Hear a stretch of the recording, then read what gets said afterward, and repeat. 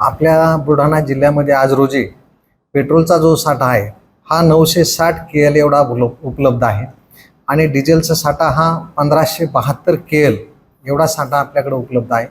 त्याचबरोबर गॅस सिलेंडरचा देखील 15,969 एवढा साठा आपल्याकडे आज रोजी उपलब्ध आहे। आपल्याकडं पुरेसा साठा उपलब्ध आहे, परंतु मागच्या 8 दिवसामध्ये जो काही सेल होतोय तर तो पेट्रोलचा जो सेल आहे हा 25% वाढला आहे आणि डिझेलचा सेल हा 20% वाढलेला आहे। तर माझं नागरिकांना आव्हान राहील की कुठेही घाबरून जाण्याची आवश्यकता नाही आहे।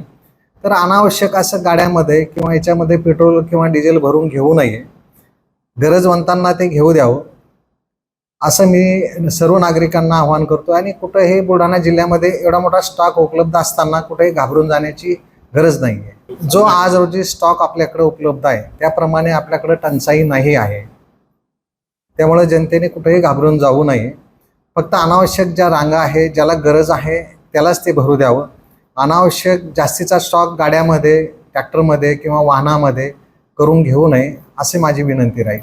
पंप चालकांना ह्या सूचना आहे की जनतेला त्या ठिकाणी बोर्ड लावावेत की जनतेने कुठेही घाबरून जाऊ नये।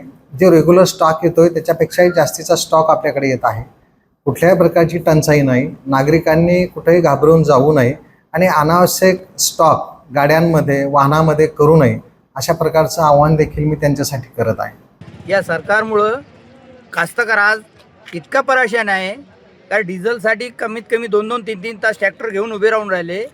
आज शेतीचं काम आहे, पेरण्या पाण्याचे दिवस येऊन राहिले। या सरकारला हे समजायला पाहिजे, काही चिंता नाही, दौरे चालू आहेत मोदी साहेबाचे आणि कास्तकार इकडे मरून राहिला। एक तर भावामुळं मरते, इकडे शेतीच्या कामासाठी मरते।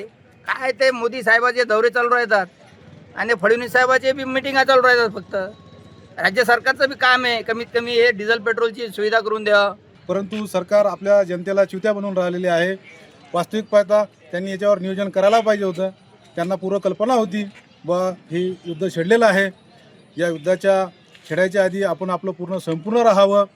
यांना वरिष्ठ लेवलवर पूर्ण कल्पना असल्यामुळे हे सरकारचं पूर्णपणे अपयश आहे आणि हे सरकार लपवत आहे।